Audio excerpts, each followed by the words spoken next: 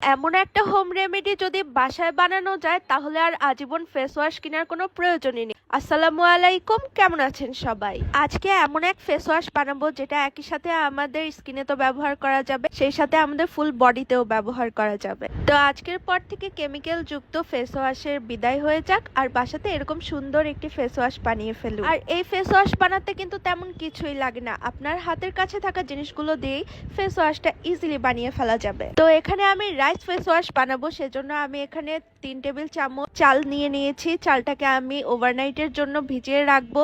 ও তার আগে কিন্তু অবশ্যই চালটাকে খুব ভালো মতো ওয়াশ করে নিতে হবে। এরপর আমার লাগবে সোপ বেস। যাদের কাছে সোপ বেসটা নাই তারা চাইলে ডাব সাবান ইউজ করতে পারে, অথবা তাদের স্কিনের জন্য কোনো একটা ভালো সোপ ব্যবহার করা যেতে পারে। অবশ্যই গায়ে দেওয়ার সাবান ব্যবহার করা যাবে না, কারণ আমাদের সোপ বেসটা অবশ্যই পিএইচ মাত্রা ব্যালেন্সড হতে হবে। তো এখানে ডাব সোপ নেন আর যে সোপই নেন, আমি এখানে সোপটাকে গলানোর জন্য ফার্স্টে গরম পানি নিয়ে নিয়েছি, এরপর একটু করে গরম পানি দিয়েছি আর সোপটাকে একসাথে মিলিয়ে নিয়েছি। আমি এখানে কিন্তু একটা ট্রিক্স ফলো করছি, সেটা হচ্ছে আমি ভাতের মাড় নিয়ে নিয়েছি। তো ভাতের মাড়ে কিন্তু অনেক পরিমাণে পুষ্টিগুণ থাকে, সেজন্য আমি ভাতের মাড়টাকে গরম পানি হিসেবে ব্যবহার করেছি আর সোপটাকে আমি গলিয়ে নিয়েছি। আপনারাও চাইলে এই ট্রিক্সটা কিন্তু ফলো করে নিতে পারে। তো এর মাঝে আমি চালগুলোকে ব্লেন্ডার করে নিয়েছি, ব্লেন্ডার করে এরপর এটাকে ভালো মতো ছেঁকে নিতে হবে অবশ্যই। তো আমি হাত দিয়ে ছেঁকে নিয়েছি।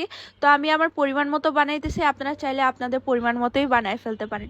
তো এরপর আমি সবগুলো উপাদান একসাথে মিলাই নিছি, মানে সোপ বেস, তারপর ভাতের মাড়, আর আমাদের হচ্ছে ওইদিকে রয়েছে চালের গুঁড়োর যে পানিটা ছিল সেই পানিটা।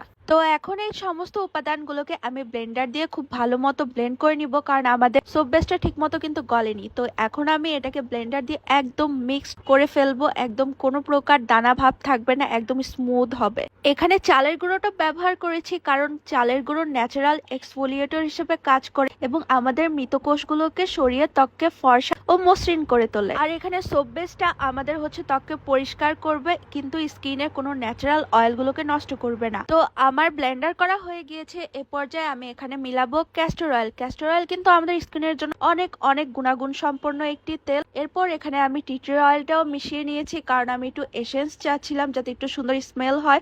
তো এখানে আমি টি ট্রি অয়েলটাও 1 টিস্পুনের মতো খুব ভালোভাবে মিশ্রণটার সাথে মিশিয়ে নিব। ক্যাস্টর অয়েল কিন্তু আমাদের স্কিনকে গভীর থেকে ময়শ্চারাইজ করে এবং শুষ্ক ত্বককে নরম করে এবং লম্বা সময় আমাদের ত্বককে হাইড্রেটেড করে রাখে। আর এখানে টি ট্রি অয়েল আমাদের ত্বককে ব্রণ ও দাগ দূর করতে অনেক বেশি হেল্প করে থাকে। এছাড়া এর মধ্যে থাকা অ্যান্টিব্যাকটেরিয়াল প্রপার্টি আমাদের ত্বকের যে কোনো ধরনের একনি বা ব্রণের বিরুদ্ধে কাজ করে। তো এরপর আমার এই জিনিসটা বানানো হয়ে গিয়েছে। এখন আমি এটাকে একটা কাচের জারের মধ্যে ভরে সংরক্ষণ করব। এটা 7 থেকে 14 দিনের মতো সংরক্ষণ করা যাবে। মাশাআল্লাহ, এর টেক্সচারটা কি সুন্দর আর জোস হয়েছে, মানে একদমই ক্ষীরের মতো, খেয়ে ফেলতেই মন চাইতেছিল। আর সাথে টি ট্রি অয়েলের একটা সুন্দর স্মেল বের হচ্ছিল।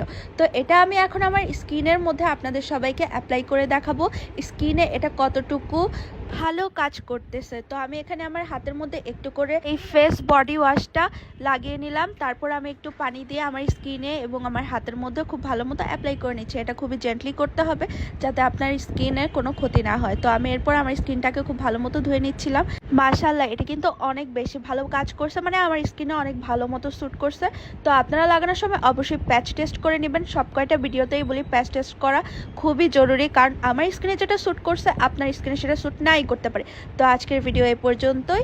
আল্লাহ হাফেজ। আর ভিডিওটি ভালো লাগলে অবশ্যই শেয়ার করে দিবেন। টাটা।